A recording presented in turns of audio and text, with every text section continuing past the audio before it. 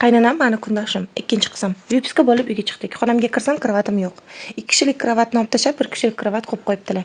Ko'zimdan tim-tim yosh oqib ketdi. Nima qilganingiz bu oyijon deb aytdim. Shunda menga o'qrayib qarab, "Bolang yig'lab o'g'limni uxlatmaydi, u ishga boradigan odam.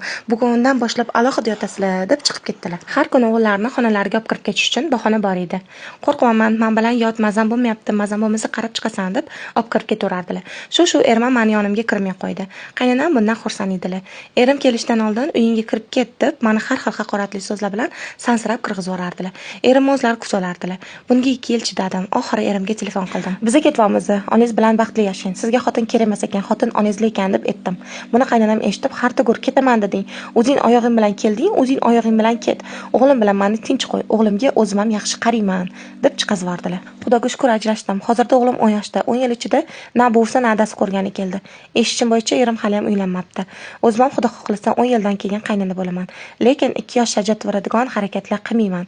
O'zimning hayotim o'zimga dars bo'ldi deb yozib qoldiribdilar obunachim. Qaynanam kundoshim deyishiga sabab ham shu edi.